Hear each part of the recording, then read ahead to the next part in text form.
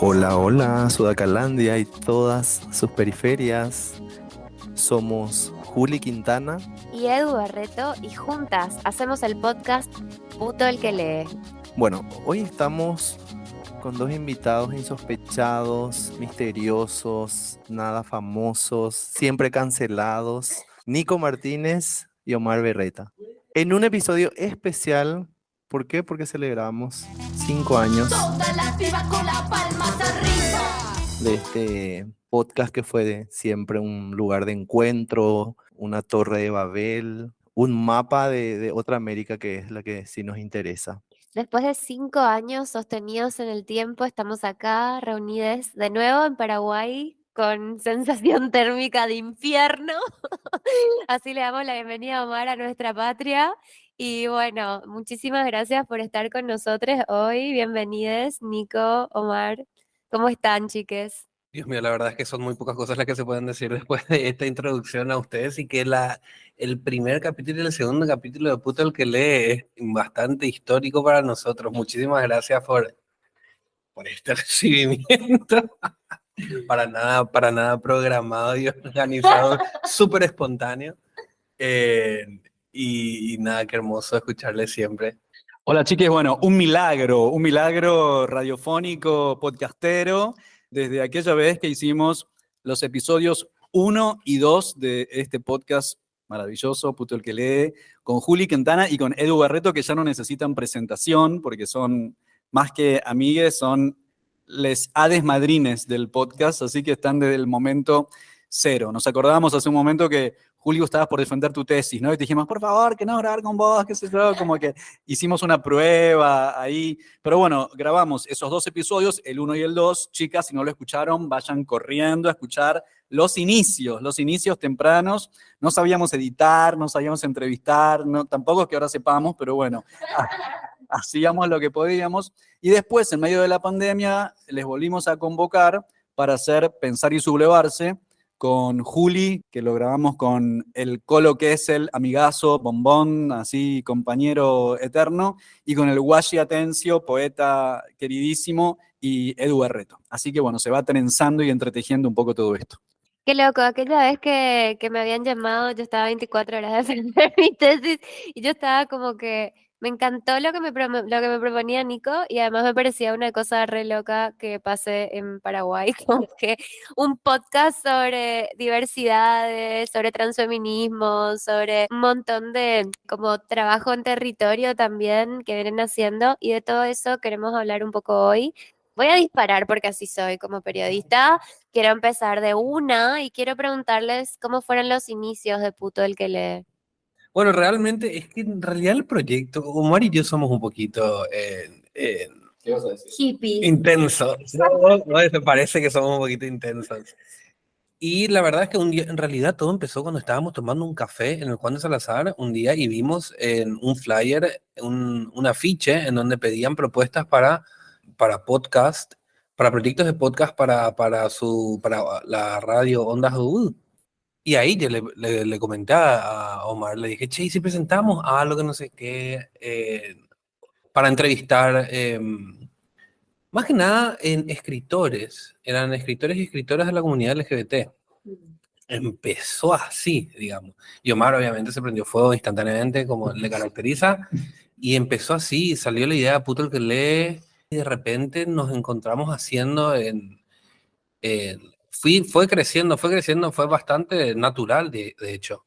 Lo sensacional es que cuando hicimos la presentación en el Juan de ya había terminado la convocatoria. Entonces nos quedamos con toda la manija del proyecto y dijimos, bueno, ¿y ahora qué hacemos?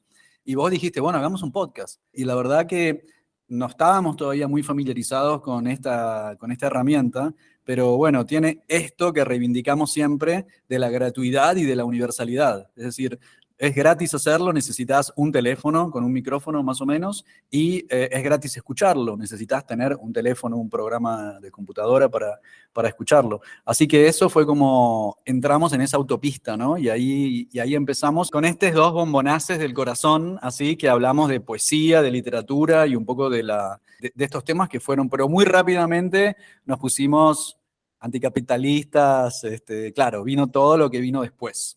Sí, yo sumando un poco a cómo fue ese segundo capítulo en donde ustedes me entrevistaron.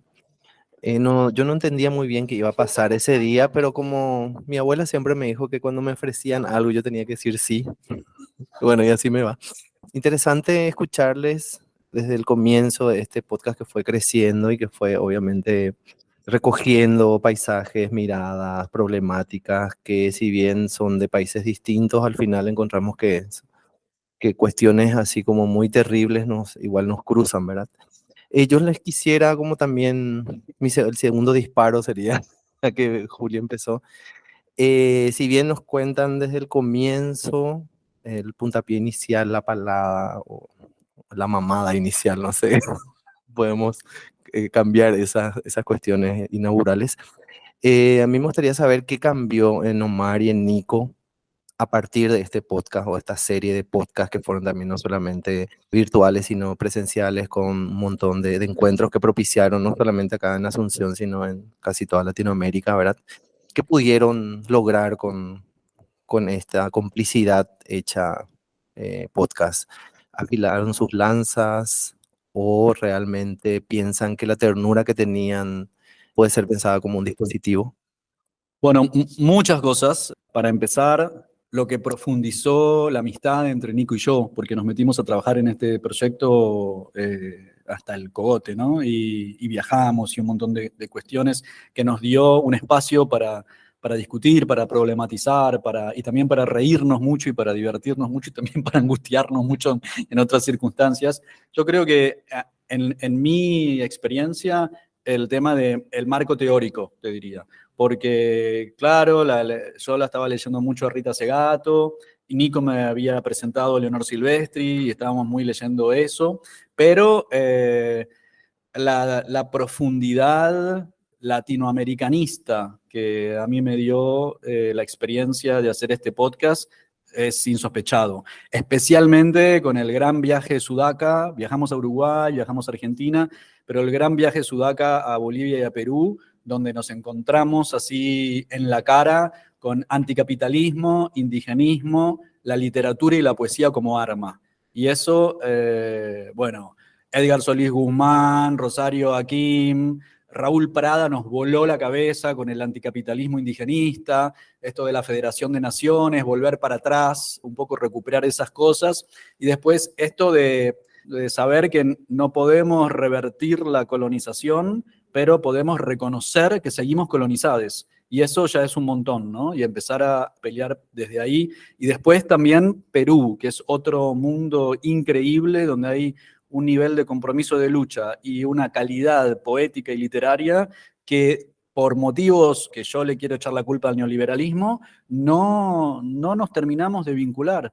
Y creo que a mí este proyecto me sirvió como abrirme a eso y claro, después del podcast te vas de farra y entonces escuchas músicas y conoces otra gente y tomás otras cosas, otras bebidas.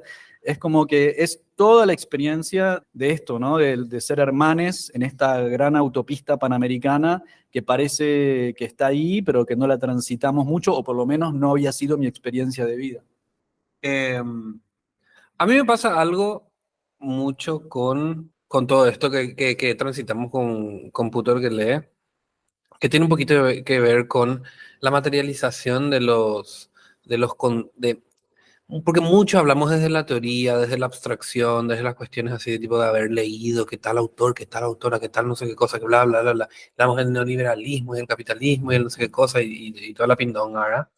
Pero realmente, después de todo el proceso y después de todo el tránsito de puto el que lee, una de las cosas que pude percibir realmente es la falta de establecer estas redes de contactos, de canales de comunicación muchas veces entre los diferentes proyectos que muchas veces uno tiene a lo que el otro necesita y viceversa, ¿verdad? Que es capaz es un poco boludo decirlo, que después de todos los años, después de todo el proceso, poder decir que de repente algunas veces parece que uno termina aprendiendo cosas tan básicas como la necesidad de la escucha, la necesidad de la presencia, hey, ¿en qué anda tu proyecto? Mira, yo tengo esto, vos tenés lo otro, hey, y si nos encontramos y hacemos esto y proponemos esto juntos, Pero yo creo que con Puto el que lee y con Cuarto Mundo principalmente, en poder empezar a ofrecer como que esos canales, para empezar a ofrecer a los demás y a nosotros mismos, ¿verdad? En esos canales es también una materialización de nuestra contrapropuesta a los efectos de ese neoliberalismo al que tanto le criticamos, ¿verdad? Ponele, suena muy grande igual lo que estoy diciendo, pero más o menos va por ahí, ¿verdad? Bueno, y me imagino que también en el proceso habrán conocido gente muy grosa, muy copada. Veníamos hablando acá afuera de cámara, como se dice, de algunas situaciones, algunas súper interesantes, otras capaz un poco olvidables, pero vamos a hablar de lo lindo, ¿no? Entonces quisiera comenzar por preguntarles un toque como, ¿cuál fue la entrevista que los dejó más deslumbrados, digamos, que de alguna manera les hizo ver el mundo de forma distinta? Siempre existen como presencias alteridades que de repente cuando uno las conoce se convierten en un antes y un después, ¿no? Como decir, me atravesó esto, como siempre dice Edu, es algo que no me deja ileso finalmente después. Entonces, ¿cómo lo vivieron ustedes en alguna de las entrevistas que hayan hecho? Bueno, esto es como cuando te preguntan a quién querés más, a tu mamá o a tu papá, ¿no? Es como que la verdad que cada podcast es una aventura. Hemos tenido muy poquitísimos casos de decir, che, qué feo que estuvo, qué mal esto, o que no sé cómo nos equivocamos en querer entrevistar a esta persona. Poquísimos, pero pasó. Hay momentos, por ejemplo, después de entrevistarnos con Edgar Solís Guzmán de Nación Marica en La Paz, nos fuimos a su programa de radio Nación Marica en el Alto. Y eso fue muy conmovedor.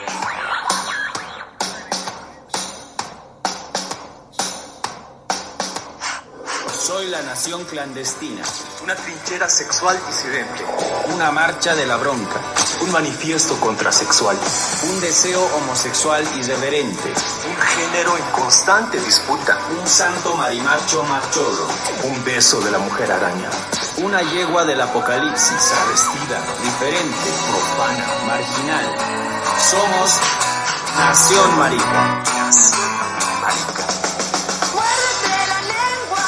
Eso fue hablar de la guerra del gas, hablar de el nacimiento del Estado Plurinacional de Bolivia, la refundación del Estado, el primer Evo, las críticas a Evo, el plurilingüismo. Fue como meterse en algo que en Argentina son discusiones que no nos damos. Y eso fue como muy conmovedor. También en Bolivia la conversación con Rosario Akim fue extraordinaria. Tenemos una partecita que es... ¿En qué consiste la descolonización? ¿En qué consiste despatriarcalización?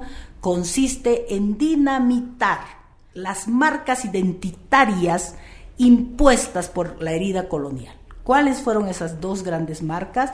La marca racial, que creó al indio, y la marca sexo-género sexual, que creó a la hembra, el macho, lo femenino masculino y la heterosexualidad. Esas dos grandes marcas es necesario dinamitarlas y dejar de centrarnos en la identidad como si fuera un hecho ontológico. Tú no eres tu raza, tú no eres tu sexo, tu género, tu sexualidad. Tú eres muchísimo más que eso. Esas marcas son coloniales precisamente porque te reducen a la contingencia del color de tu piel. Te reducen a la contingencia de un pedazo de carne que tienes entre las piernas, o de un conjunto de roles o atributos, o de una reducción del deseo erótico. Tú no eres eso, tú eres mucho más que eso. Y por lo tanto, debemos liberarnos de eso y no perder de vista que las reivindicaciones de la emancipación no pasan por la identidad. Pasan por quién diablos se está apropiando de las riquezas del planeta. Mientras vos estás perdido en tus peleitas identitarias, que si eres blanquito, que si eres negrito, de qué color eres, o qué cosita llevas entre las piernas, los poderosos del mundo se llevan toda la torta y te dejan en la miseria creyendo que eso es algo natural, que tú estés sumido en la pobreza, en la discriminación, en la igualdad, en la desigualdad, etcétera, como algo natural. No, señor. El problema fundamental no es la identidad.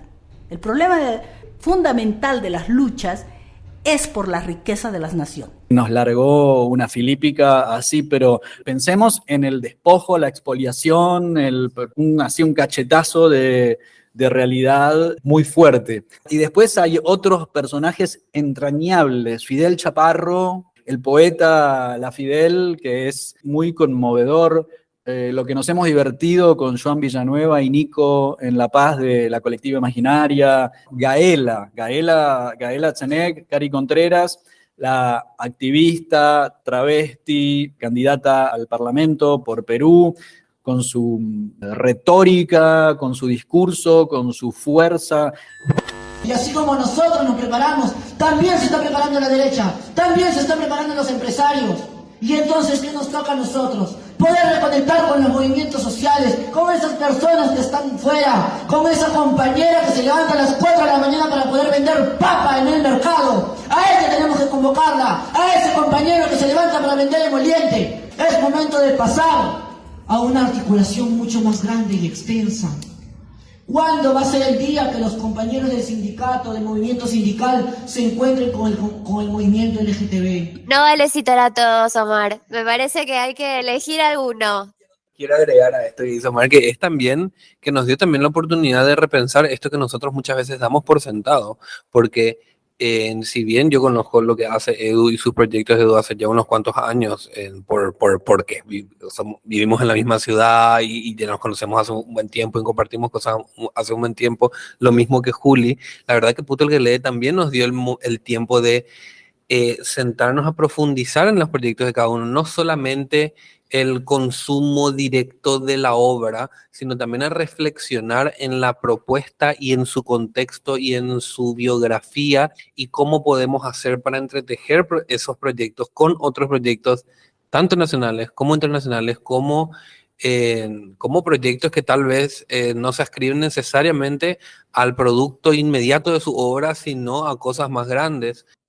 Para responder en la pregunta de Juli, se me ocurren así rápidamente, por ejemplo, M en Perú, cantante no binaria en Perú, que hace así tipo temas que utiliza muchos elementos del folclore peruano, arranca su podcast con un poema sobre esta cuestión de la no binariedad.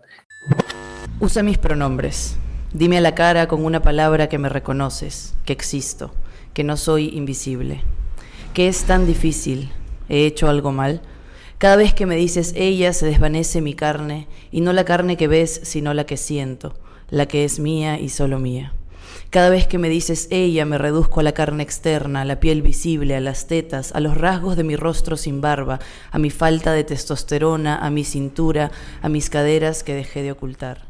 Que es hermosísimo, que la verdad que nosotros no conocíamos mucho su obra cuando llegamos ahí, de repente así tipo bajó en Casita Libertad, que es donde fuimos a entrevistar, bajó y arranca leyendo su poema y los quedamos así medio atontados. Acá en Paraguay, por ejemplo, Ale Grange, activista travesti paraguaya de Transitar, que le cachetea muchísimo en la parte teórica y te habla muchísimo de su experiencia y te habla de muchísimo de un lugar bastante íntimo y bastante directo. Para mí lo principal siempre, ¿verdad? El acercamiento que tiene que haber con nosotras, es verdad. Para mí desde quiero saber, quiero conocer, ¿verdad? No sé cómo, ¿verdad?, abordar estos temas o por lo menos guiarme. Porque la gente siempre se va con este primer acercamiento de siempre tipo, ay, mira, tengo esta propuesta, mira, ya traje esto, o sea, pero esta propuesta, ¿quién la hizo, verdad? Es siempre de gente cis, ¿verdad? Desde la mirada sí, para su interpretación, ¿verdad? Nunca es de nosotras. Por eso surgió la idea de hacer el ciclo de lectura, donde se iba a leer todo, iba a ser texto escrito por gente trans, ¿verdad? Tanto travesti como hombres trans, ¿verdad? Gente no binaria. Entonces, poder hablar desde ahí, poder hablar desde nuestras realidades, desde lo que sentimos. Entonces, de ahí crear esta cuestión del debate y de poder también formarle a la gente con nuestra vivencia, ¿verdad? Porque todo el tiempo pasa esto de que la gente, ¿verdad?, cree que sabe más de nuestras propias vivencias que nosotras. De ahí es donde empezamos a crear todo esto, ¿verdad? Que sentimos que nos acompaña, por más que no queremos, todo el tiempo este rol pedagógico, ¿verdad? Porque a mí no me gusta estar enseñando todo el tiempo, pero es súper necesario. Como que también porque hay mucha, porque también con Puto que le tuvimos todo un recorrido muy teórico, de repente muy sesudo, y sin embargo que venga alguien y te hable mucho, es una cuestión bastante experiencial. La verdad es que fue bastante, te corre un poquito de unos lugares de comodidad. Una de las entrevistas también que a mí más me parece súper importante fue la de Omar Mareco, que es un actor, director de teatro y que también es un ícono del movimiento drag acá en Paraguay, con su drag ya histórica en Envidia Me Tenés. Yo siento que en algún momento de la historia Envidia Me Tenés va a tener, no sé, un busto en alguna plaza pública más o menos, porque realmente Envidia ha estado en todas las luchas, en todas las causas, de alguna u otra forma ha acompañado. Entonces, en poder desde lo poco que podíamos hacer con Puto el que lee, hacer como que más o menos una especie de espacio, capaz no homenaje, porque no necesariamente son homenajes los capítulos que hacemos, pero sí de sentarnos a escuchar la historia, que muchas veces la historia de obra de los artistas es muchas veces una historia de lucha, en especial acá en Paraguay. Entonces sentarnos a empezar, tipo, sus comienzos, su proceso, sus estudios, su no sé qué cosa, y ver cómo llegó hasta donde hoy está, para mí ese podcast, por ejemplo, es un podcast que vas, no sé, que es archivo, directamente archivo. O cantaba, ya lo ves, la vida es así, tú te vas y yo me quedo. Y todas esas músicas de tristeza y desamor. Claro. Y obvio mi mamá estaba bajoneada, ¿verdad? Porque tenía problemas con su marido y sufría cosas y a veces nos faltaba el dinero para comer y ella tenía que lavar ropa para ganarse el pan, planchar ropa de gente extraña. Y para alegrarla a mi mamá yo me ponía sus vestidos. Sí. Me paraba ahí en esa mesa, que era una mesa grande, como antes no existía ese artefacto mesa de planchar, que ya se creó en estos tiempos. Antes no había eso, o tenían solamente la gente rica, ¿verdad? Uh-huh. La mesa de planchar del pobre era una mesa con una frazada y una sábana, y ya está. Y mi mamá hacía eso, y eso para mí era mi escenario.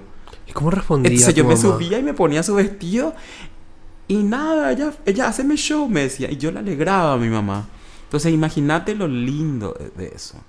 O sea, bueno, y retomando un poco lo que decís, Nico, Puto el que lee también es, ¿verdad? Viene a cumplir una función, no solamente de archivo, sino de visualización, ¿verdad? De todas las luchas que se vienen haciendo en la Vía Yala. Entonces también consultarles un poco si estos capítulos a ustedes guardan en su memoria en un lugar como muy especial porque les cruzaron de alguna manera, les hicieron como tambalear, si es que podemos decir así. ¿Cuáles son los encuentros / entrevistas que no salieron al aire, que no vieron la luz, verdad? A mí me tirás así como... voy a meter la pata. Bueno, son muy pocos, la verdad. En general, hacemos un trabajo de producción. Si vamos a entrevistar a alguien que no conocemos, pedimos referencias, leemos, buscamos en internet, qué sé yo, si tiene obra publicada, en general tratamos de leerla, de conseguirla.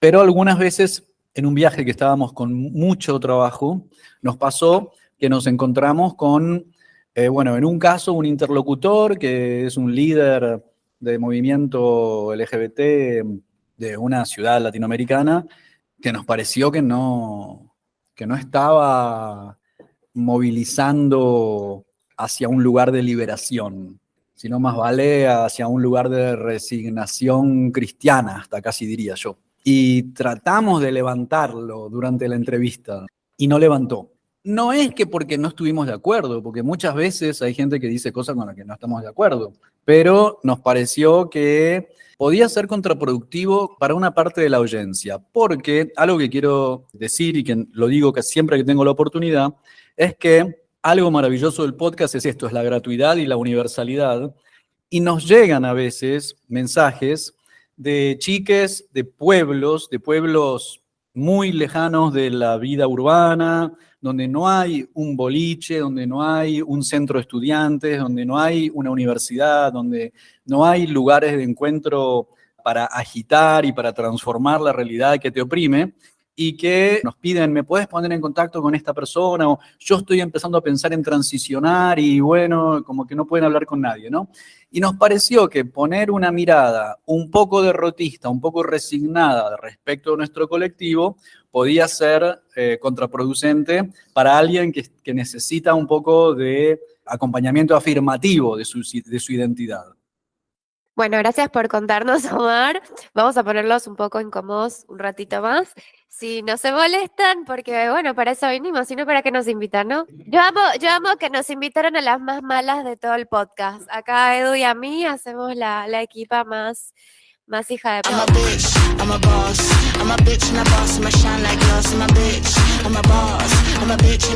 Bueno, yo estoy pensando un poco como también que ustedes están trabajando un formato muy complejo. La entrevista es para mí uno de los desafíos más grandes del periodismo, no solo porque es un momento muy íntimo en el que se teje un tipo de vínculo.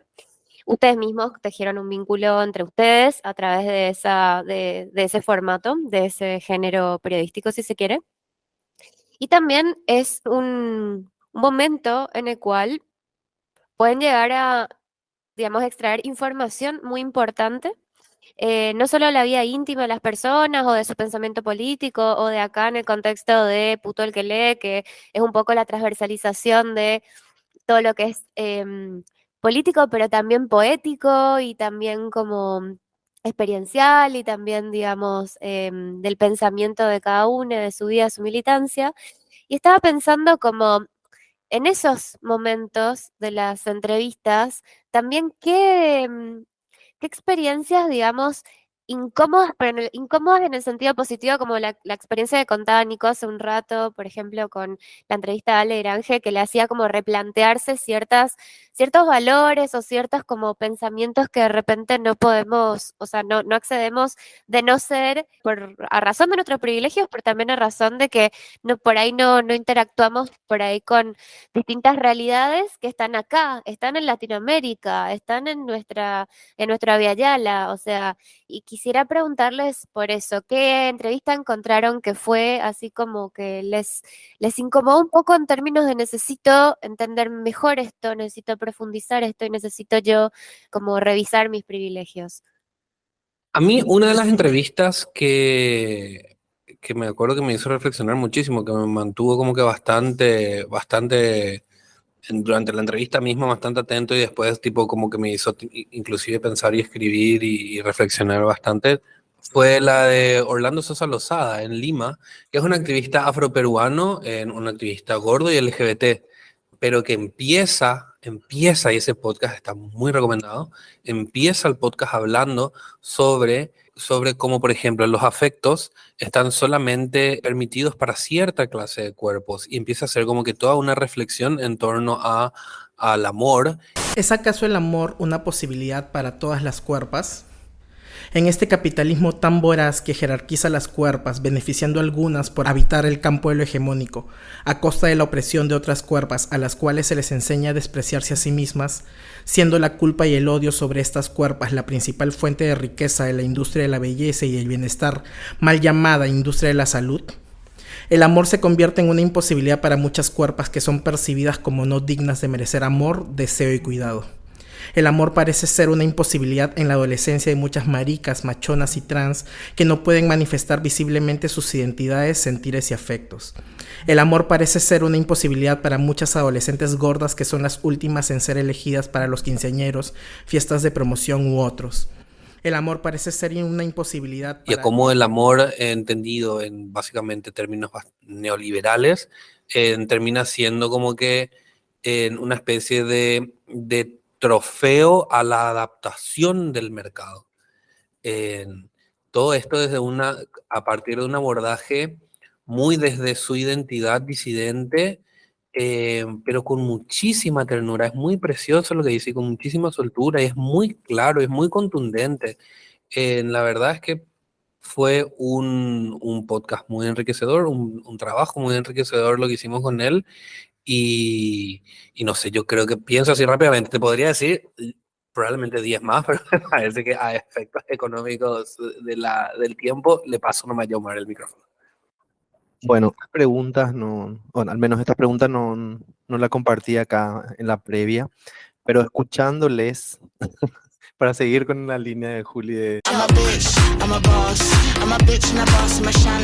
No sé si de incomodarles, pero de capaz de abrir hacia otras plataformas. ¿Pensaron en que Puto el que lee podría invadir otras superficies en el sentido de una publicación, unos cuadernillos, pasarse de la cuestión digital, virtual, auditiva, no sé si a un papel físico o electrónico, debido a que desde que empezamos a entrevistarles, me surgen un montón de cosas que tienen que ver con, si bien hay capítulos en donde activistas reniegan de la academia, pero realmente creo que se está teorizando desde otros lugares, sin ningún rigor, mucho menos normas APA.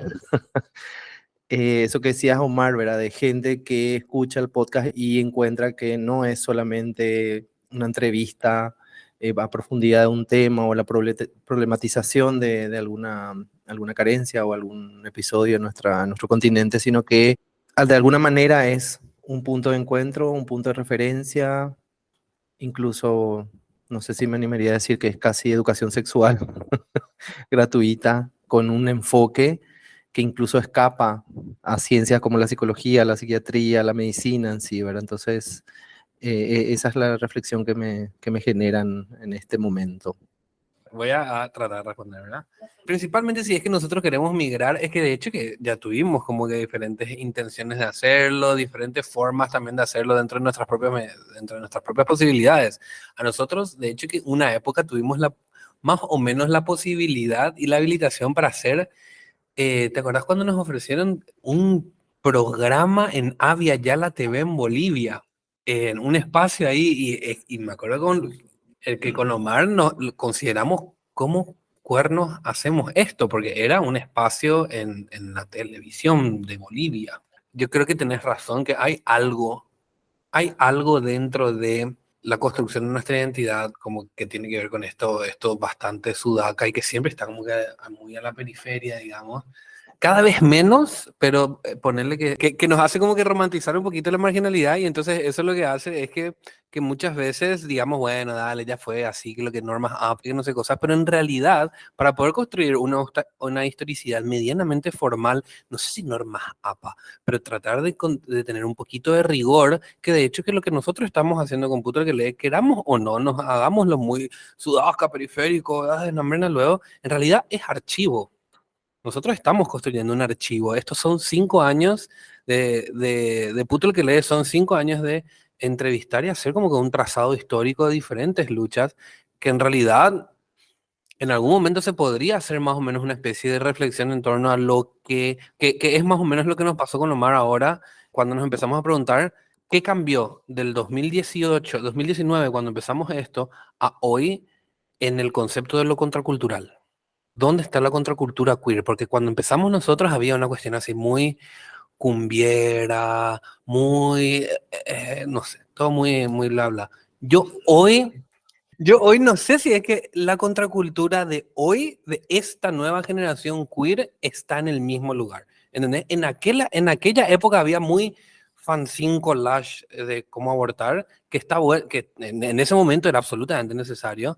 Hoy no sé exactamente si es que con el advenimiento de las ultraderechas y con los nazis que te están acá gritando al oído, no sé si es que precisamente es ahí donde está. No estoy diciendo que no igual, estoy diciendo que hay un proceso reflexivo que claramente mutó, porque más vale, porque si hay algo que no se puede detener es el tiempo. Dios mío, me estoy yendo al carajo.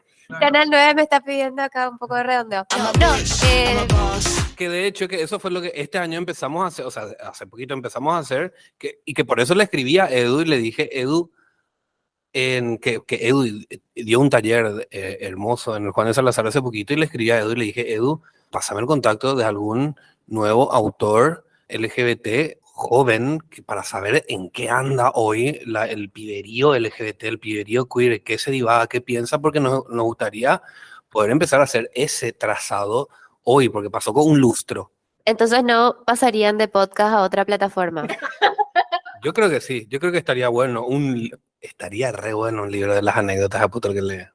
De las anécdotas, de los hallazgos, de los encuentros con personas de diferentes identidades y territorios, como este plurilingüismo también que se encontraron en sus viajes, o sea, qué bueno que estaría y también creo que suscribo a Edu cuando dice que estamos en un momento en serio de una recontra avanzada neoliberal en América Latina, pero obviamente en el mundo.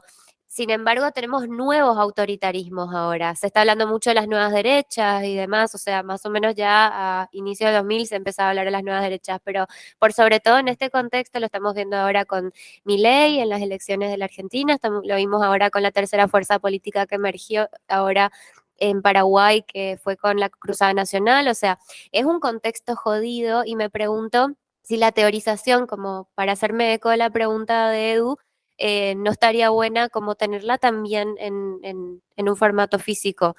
Ahora, las posibilidades de hacerlo son otras. Me pregunto si hay intención. Intención, sí, definitivamente. Me parece que está bueno sentarnos y poder también, no solamente desde un lugar súper combativo, que siempre está bueno, pero también poner sobre la mesa una cantidad de cosas de qué exactamente pasó, como para que en el 2018 nos estábamos escrachando por no usar lenguaje inclusivo a Villarroel. Algo tuvo que haber pasado. Entonces, hablar de esto, de perder, y después, obviamente, sistematizar, porque a nadie le sirve que nos juntemos en una mesa a hablar. Nunca estuvimos muy pendientes de cuántas escuchas, cuántas descargas, del rating, digamos, ¿no? Nunca hicimos un podcast para ganar premios en España, ni qué sé yo. De hecho, no nos quita mucho el sueño, que la calidad del audio, que, en fin, esas cosas. Nos parece que lo que va es al contenido y que es un podcast guerrilla y que hemos logrado ir por colectora y recorriendo una cantidad de voces que de ninguna manera estaban en el centro, ni siquiera de las discusiones queer urbanas, universitarias que se van a los congresos, ¿no? Esto que dijo Nico, lo que tenemos es material tenemos un archivo que tenemos que hacernos cargo de ese archivo que tenemos y que tenemos que ver qué hacemos justamente estos 5 años, que es un número, no es un número, pero te ayuda, es como el día que cumplís años, ¿viste? O el año nuevo, te ayuda a pensar. Son 5 temporadas, tenemos 125 podcasts en este contubernio Cuarto Mundo Puto el que lee, hay 101 episodios al aire de Puto el que lee, que son 97, más 2 de cine y neoliberalismo y 2 de cine paraguayo, que son estas series nuevas que estamos lanzando. Tenemos 3 episodios de Cuarto Mundo, tenemos 11 de la Orquesta Ñoña, que fue este sueño que hicimos con Michi Moragas y con Ale Campos, de hacer vivos al aire analizando la coyuntura, que era lo que hacíamos nosotras en llamadas de Zoom durante la pandemia. Y en un momento dijimos, che, esto está regroso, tenemos que compartirlo, ¿no? Los 13 podcasts que hicimos con Instituto Cultural Paraguayo Alemán, les mandamos un besito si nos están escuchando, we love you. Hicimos 10 podcasts del proyecto ORE, Audioteca Bilingüe de Educación Sexual Integral con enfoque de género. O sea, nos podrían matar por hacer esto, la derecha, ¿no? 3 podcasts de Caminar el Humedal, 10 podcasts que colaboramos con TEDIC para Radio Cyborg Feminista. En fin, son como 150 podcasts que tenemos en estos primeros 4 años, que es más que un montón. Y en el último año y medio se nos acerca gente que nos dice, che, quiero estar en el podcast, como que está esto, ¿no? Así que sí, yo creo que el gran desafío es qué hacemos con este archivo para que siga vigente y que era construir conocimiento y compartirlo en forma gratuita, que eso es uno de los principios de este mamarracho. Bueno, escuchamos muchas palabras de Nico, de Omar, de Juli, en este ping-pong que busca celebrar estos 5 años de Puto el que lee. Y me quiero quedar con varias palabras. Una de ellas es encuentro, otra es amplificación, otra es inoculación, en el sentido de cómo todas esas voces que fueron recogidas por estos centenares de podcasts, encuentros, entrevistas, tienden esos puentes, ¿verdad? De todo un territorio que históricamente fue saqueado, colonizado, pero que de alguna manera los testimonios de todas las personas que hicimos parte de esto, buscan resembrar, retrabajar esta tierra a partir del sonido. Particularmente, gracias al podcast, yo pude viajar, por ejemplo, a Bolivia, al Festival de de poesía machorra, traba, queer, marica, de les amigos de Nación Marica. Entonces, esos puentes que se tendieron para mí son cruciales para que el día de hoy lo que venimos escribiendo desde Asunción, que a veces como que estamos bloqueados simbólicamente en cuanto a otros países de Sudamérica, pueda también germinar y pueda salir de nuestro metro cuadrado de Brasil a Colón, acá en Asunción. Entonces, particularmente quiero dejar estas palabras como abrazos y como caricias a estos dos conductores que nos vinieron surciendo estas historias a partir de todos estos cuerpos y todos estos paisajes que nos fueron regalando. Bueno, y para complementar un poco eso, también decirles que ciertamente para mí también en mi proceso migratorio, hablándolo desde un sentido personal, también fue muy importante el podcast porque conocí a otro argenguayo y también conocí otras dimensiones de personas que ya tenía como en el radar por la movida cultural asuncena y qué sé yo, pero que conocí otros aspectos de su vida, de sus profundidades, de sus emociones y vínculos, y creo que me nutrí muchísimo gracias a ustedes. Creo que la labor que tienen es, como siempre, ingrata, pero enormemente agradecida, y también muy importante esas voces que nos llegan de tantos espacios a los que no podríamos acceder si no fuese por este proyecto maravilloso que ustedes dos conducen. Gracias por las sensibilidades también y por esa ternura con la cual habitan este espacio, chicos. Y con eso vamos cerrando por hoy. Muchísimas gracias por acompañarnos, Nico y también Omar, y por sobre todo a mi co-conductora de esta edición especial de Perra la que lee. Mentira, siempre puto el que lee hasta el final. Muchísimas gracias, Edu. Gracias. Y ante los fascismos y la violencia, poesía, podcast y mucho puto el que lee.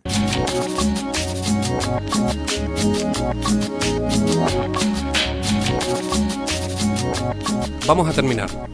Somos Nico Martínez y Omar Beretta, y este es un podcast del colectivo Cuarto Mundo. Seguinos en Facebook y Twitter, @putoelquelee108. Y en Instagram, @censurado108. La cortina musical de nuestro programa es el tema Zona Roja de Mnesis. Agradecemos especialmente a Octavio Linares, responsable de nuestra tecnología en sonido. A Nico Granada y al equipo del Surtidor por la edición. Para toda Sudamérica, educación sexual integral y laica. Hasta la próxima.